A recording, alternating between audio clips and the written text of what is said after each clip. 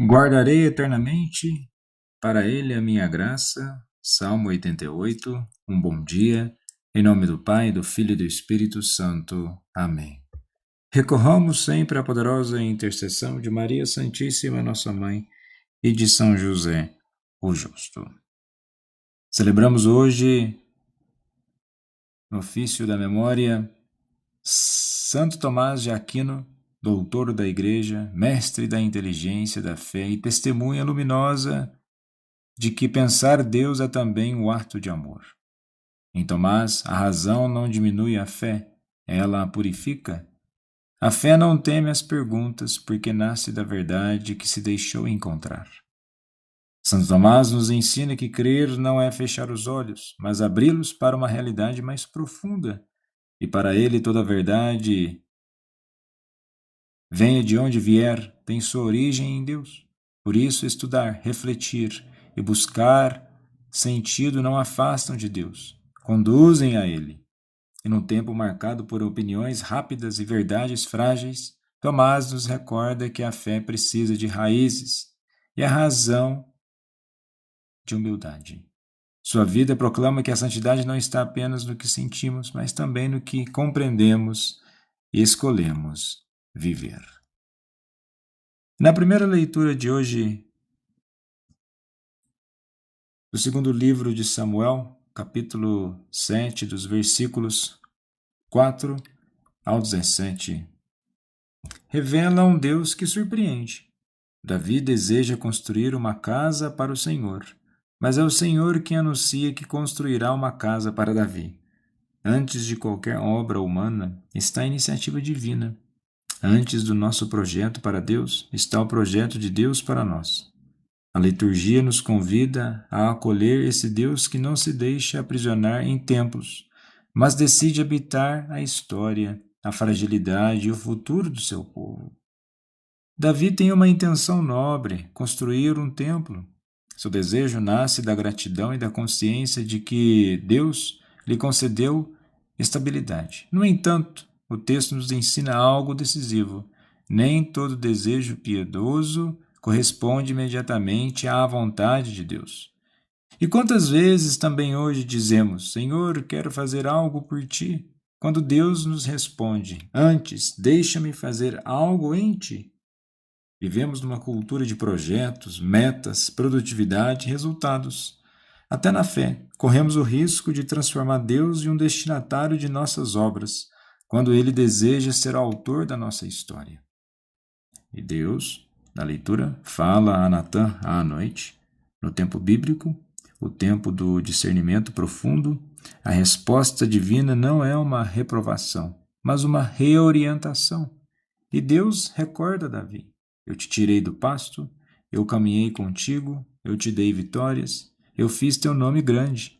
A teologia aqui é clara. Deus não habita estruturas antes de habitar pessoas.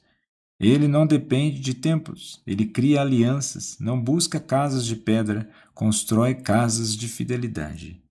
E hoje isso confronta nossa tentação moderna de reduzir a fé a prédios, cargos, agendas e instituições, esquecendo que o verdadeiro templo é a história transformada pela graça. Vejamos que no texto a palavra casa aqui deixa de ser arquitetura, se torna genealogia, futuro e promessa. Deus anuncia uma descendência, um reino duradouro, uma fidelidade que não será retirada. E esse texto ultrapassa Davi e aponta para Cristo. A promessa encontra sua plenitude naquele que nasce da casa de Davi e inaugura um reino que não passa. Teologicamente, somos colocados diante de um Deus fiel, apesar da infidelidade humana. A aliança não se sustenta na perfeição do rei, mas na misericórdia de Deus. E sendo assim, podemos também ver que vivemos tempos de instabilidade, medo do futuro e sensação de fragilidade das promessas. E o texto de hoje proclama que Deus continua escrevendo a história mesmo quando não controlamos os capítulos. Muitos querem oferecer algo a Deus: performances religiosas, discursos piedosos, ativismo espiritual. Mas Deus continua dizendo: Deixa-me construir tua casa. Permite que eu seja o fundamento.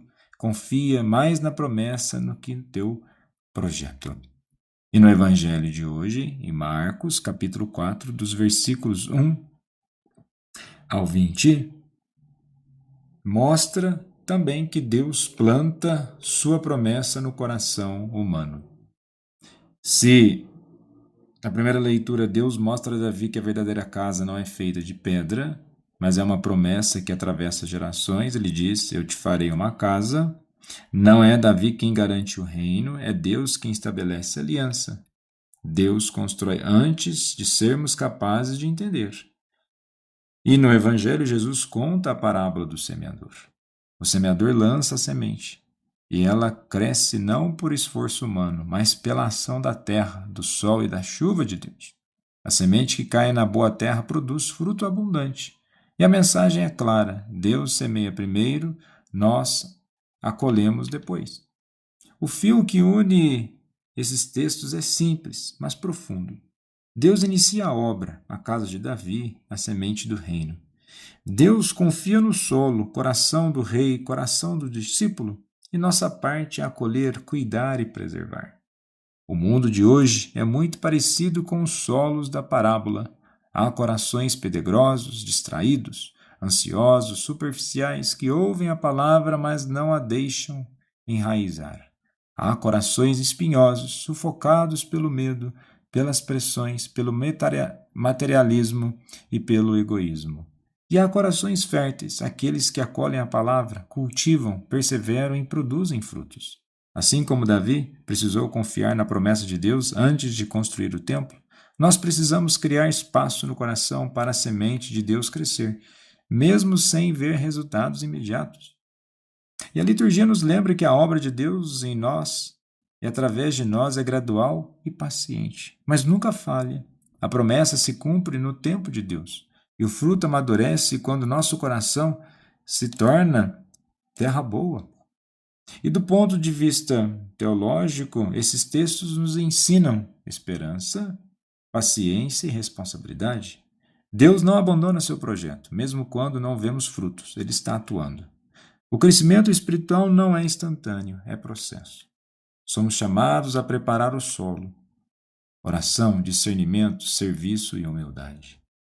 E com isso a diferença entre o solo pobre e o solo fértil não está na semente, está no coração que recebe. A diferença não está no poder humano, está na confiança dele na promessa divina. E hoje, em meio a uma sociedade imediatista de resultados instantâneos e de distrações constantes, esses textos nos convidam a cultivar paciência e profundidade, deixando Deus trabalhar antes de tentarmos controlar tudo. Santo Tomás de Aquino, rogai por nós. Jesus, manso e humilde de coração, fazei o nosso coração semelhante ao vosso.